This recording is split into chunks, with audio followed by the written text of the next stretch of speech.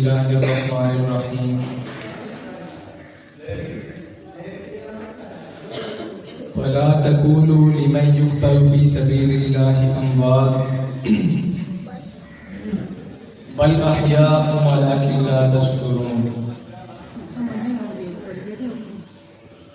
سبحان ربك رب العزة عما يصفون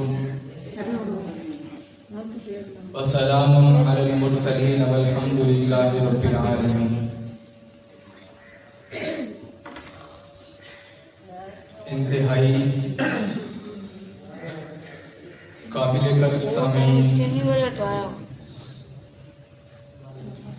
آج ایک مرتبہ پھر آپ کے سامنے لب کشائی کرنے کا موقع ملا ہے اور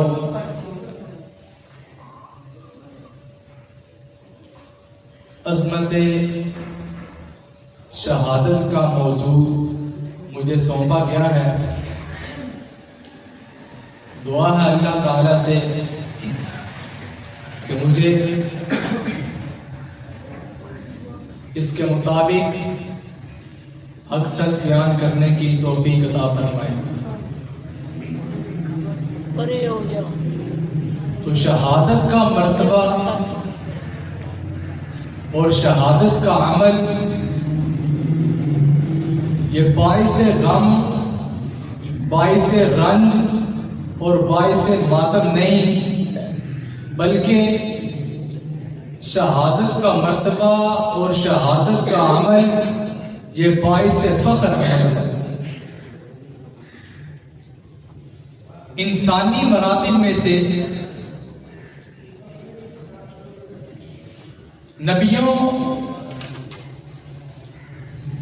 اور صدیقین کے بعد اگر کوئی مرتبہ ہے تو وہ شہیدوں کا مرتبہ ہے. شہید کے بارے میں اللہ کریم نے قرآن مجید میں فرمایا وَلَا تَقُولُوا لِمَن يُقْتَلُ فِي سَبِيلِ اللَّهِ أَمْوَاتٌ بَلْ أَحْيَاءٌ وَلَكِنْ لَا تَشْعُرُونَ کہ شہیدوں کو کہ جو میرے راستے میں شہید ہو جائے ان کو عام مردوں کی طرح مردہ نہ سمجھو، بل احیاء بلکہ وہ زندہ ہے، ولکن لا تشعرون لیکن ان کی زندگی کا علم اور ادراک تمہیں حاصل نہیں ہے.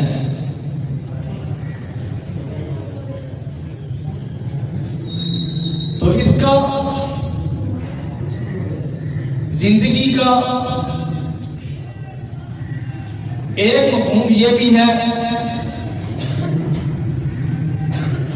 کہ شہید جب اللہ کے راستے میں اپنی جان قربان کر کے چلا جاتا ہے تو لوگوں میں اس کا تذکرہ باقی رہتا ہے.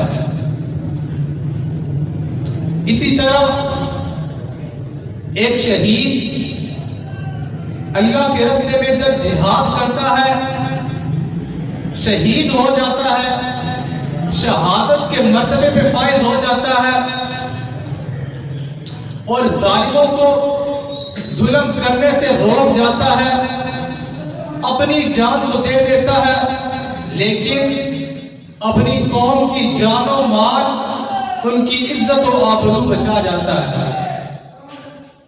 اسی لیے شاعر کہتا ہے کہ شہید کی جو موت ہے وہ کون کی حیات ہے.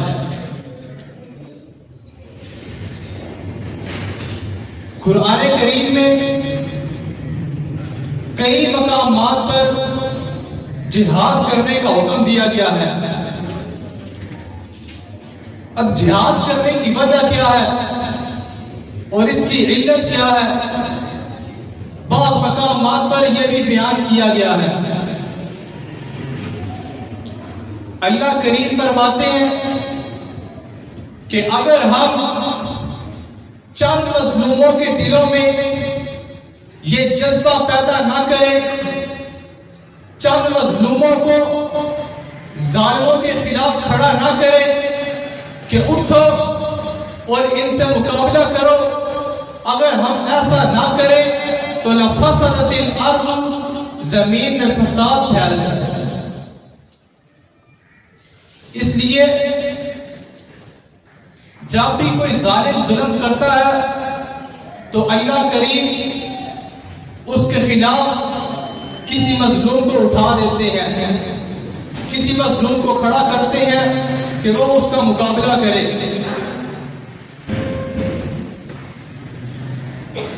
اب خدا نخواستہ جس طرح روس کی فوجیں افغانستان میں داخل ہو گئی، خدا نخواستہ اسی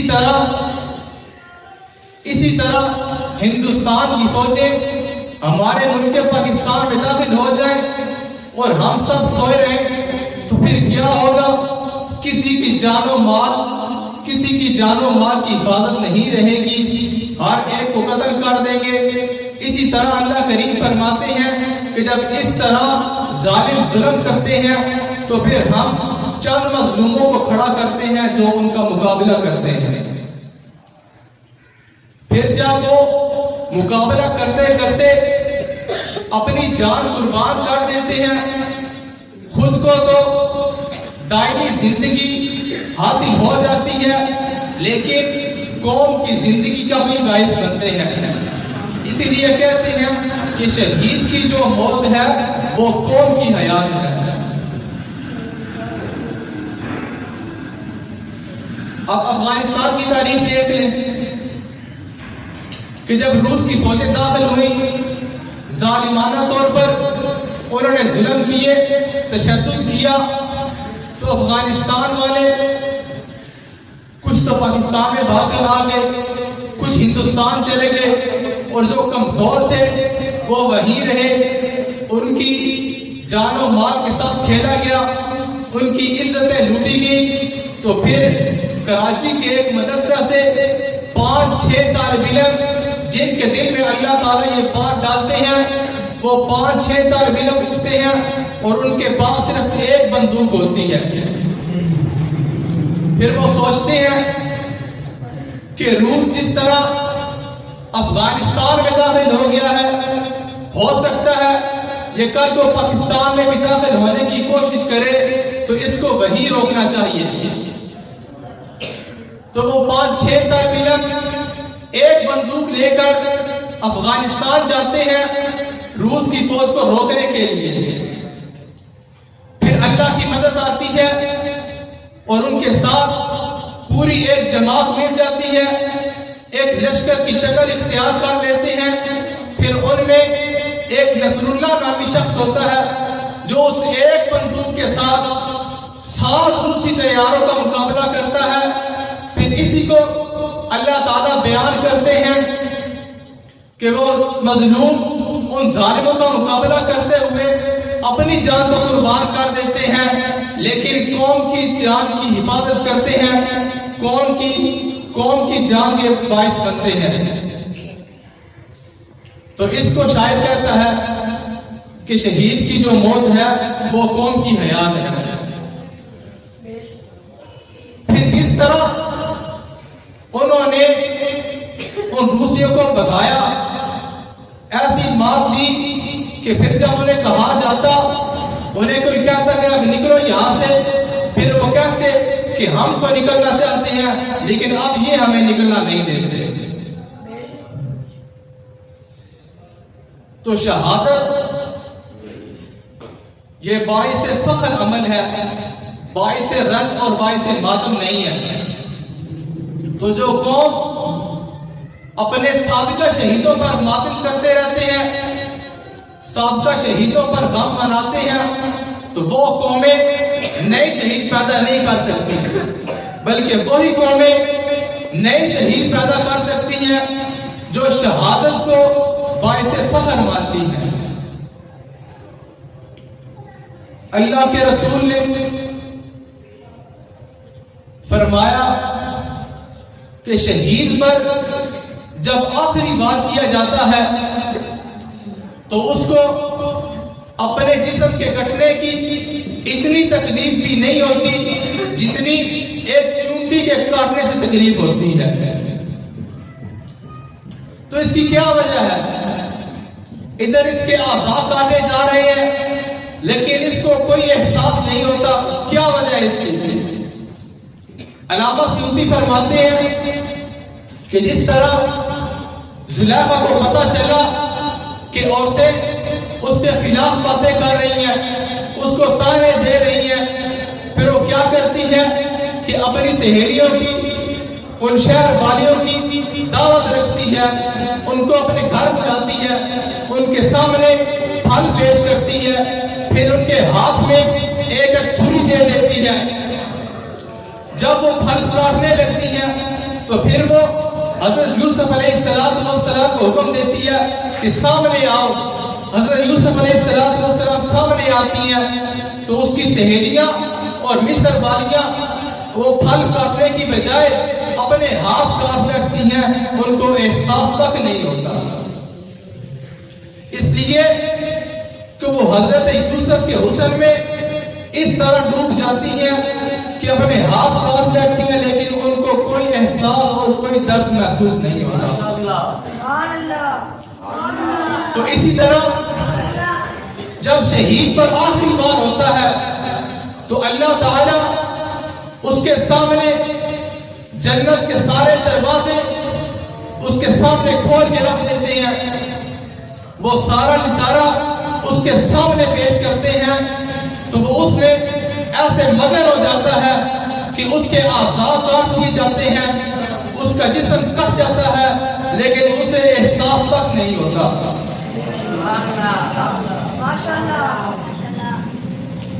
پھر خلیفہ ثانی کو دیکھیں, اتنی عظمت اور اتنے شرف کے باوجود, اتنی خصوصیات کے باوجود کہ جن کے بارے میں اللہ کے نبی نے فرمایا لو کان بعدی نبی لکان عمر, اگر میرے بعد کوئی نبی ہوتا, اگر میرے بعد نبوت کا سلسلہ جاری رہتا تو عمر میں ایسی خصوصیات تھی کہ وہ نبوت کے مرتبے پر فائز ہوتا. ایسی اپنی شخصیت کہ جو زمین پر اپنی رائے قائم کرتا ہے, رب العالمین عرش پر اس کی رائے کو قرآن بنا کے نازل کر دیتا ہے. تو اتنی فضیلتیں, اتنی خصوصیات کے باوجود پھر بھی وہ دعا کرتے ہیں اللہم انی اسألک شہادۃ فی سبیلک ووفاۃ فی بلد رسولک, کہ مولا میں تجھ سے دعا مانگتا ہوں, میں تجھ سے التجا کرتا ہوں کہ مجھے شہادت کی موت نصیب کر اور موت بھی اپنے رسول کے شہر میں نصیب کر. سبحان اللہ. اللہ کریم فرماتے ہیں فاروق اعظم تو نے کم مانگا ہے مجھ سے, تو نے اپنے ظرف کے مطابق مانگا ہے, اپنے دامن کے مطابق مانگا ہے, لیکن میں تجھے اپنی رحمت کے مطابق عطا کروں گا. پھر اللہ تعالیٰ نے شہادت کی موت بھی نصیب کی, اپنے پیارے حبیب کے شہر میں نصیب کی اور ان کی قبر کو اپنے محبوب کی قبر کے ساتھ ملا دیا. اللہ تعالیٰ نے یہ تیسری چیز تو ان کو ویسے ہی عطا کر دی, بن مانگے عطا کر دی. پھر آئے لوگوں کو کیا ہو گیا ہے کہ اس کریم ذات کو چھوڑ کر, اس کے دربار کو چھوڑ کر یہ کن کے پاس جا رہے ہیں؟ ایسی ذات جو مجیب الدعوات ہے, السمیع لکل حال ہے, العلیم لکل دعا ہے, ہر ایک کی سننے والا ہے. اس ذات کو چھوڑ کر جو نافع ہے, جو زار ہے, جو موتی اور مانے ہے, اس ذات کو چھوڑ کر یہ کن کے پاس جا رہے ہیں جن کے بارے میں قرآن کہتا ہے لا یملکون مثقال ذرہ کہ جن کو تم پکارتے ہو اللہ کے علاوہ وہ ایک ذرہ کے مالک بھی نہیں ہے. اس کریم ذات کو چھوڑ کر تم کن سے مانگتے ہو؟ وہ کریم ذات کہ جس کے بارے میں آقا علیہ الصلوۃ والسلام نے فرمایا فَإِنَّهُ إِن لَمْ يَسِّرْهُ لَمْ يَتَيَسَّرْ، کہ اگر تیری جوتی کا تسمہ بھی ٹوٹ جائے تو وہ بھی اپنے رب سے مانگ. کعبہ کے رب کی قسم اگر وہ رب تجھے جوتی کا تسمہ نہ دینا چاہے تو پوری کائنات مل جائے تجھے وہ جوتی کا تسمہ نہیں دے سکتے. تو اتنی فضیلتیں یہ سب کچھ ہونے کے باوجود پھر بھی حضرت عمر نے اللہ تعالیٰ سے شہادت کا سوال کیا. پھر اللہ تعالیٰ نے عطا کی، شہادت بھی عطا کی اور اپنے رسول کے شہر میں عطا کی اور ان کی قبر کو پیارے محبوب کی قبر کے ساتھ ملا دیا. پھر بھی یہ لوگ اس کریم ذات کو چھوڑ کر کدھر جا رہے ہیں؟ وہ کریم ذات کہ جس سے 120 سال کا بوڑھا دعا مانگتا ہے رب انی وہن العظم منی واشتعل الراس شیبا، کہ مولا میری ہڈیاں بوڑھی ہو گئی ہیں، میرے سر کے بال سفید ہو گئے ہیں، قامراتی آخر میری بیوی بھی بانج ہے، پھر بھی تیرے دربار سے نا امید نہیں ہوں، تجھ سے اولاد کا سوال کرتا ہوں. اللہ کریم نے فرمایا زکریا تو نے کم مانگا ہے مجھ سے، میں تجھ کو بیٹا بھی عطا کروں گا اور نام رکھ کے عطا کروں گا اور جب بڑا ہو جائے گا تو اس کے سر پہ نبوت کا تاج سجا دوں گا. تو پھر اللہ تعالیٰ نے حضرت عمر کی دعا قبول کی اور ان کو شہادت کی موت نصیب کی. تو پتہ چلا کہ شہادت کا عمل باعث فخر عمل ہے، باعث رنج اور باعث ماتم نہیں ہے. اس لیے میں آج کی جوان سے کہنا چاہتا ہوں اور شیر مجاہد ہوش میں آ، تعمیر خلافت پیدا کر، کیوں فرقے ہوتا ہے، اب ایک جماعت کو پیدا کر تو بھی ترقی دنیا میں، اسباب تجارت پیدا کر، قارون کی دولت ٹھکرا دے، عثمان کی دولت پیدا کر، اسلام کی دم تو بھرتا ہے، کفار سے پھر کیوں ڈرتا ہے، یا تو اسلام کا نام نہ لے یا شوق شہادت پیدا کر اور دل سے یہ کہہ کر آپ گھبرائے نہ، حالات بدلنے والے ہیں، جو کانٹے بن کر آئے تھے وہ لمحے ڈرنے والے ہیں. مظلوموں کی دل کی آہوں نے شوروں کی راہیں پہنی ہے، یہ جان کفت سے یادوں کے اب سڑنے ٹلنے والے ہیں. ہمت رہی طوفانوں میں جذبوں کو ہمارے چھین سکے، جتنا ہم سے الجھو گے ہم اتنا مچلنے والے ہیں. دعا اللہ تعالیٰ سے اللہ ہم سب کو شہادت کی بہت نصیب فرمائے.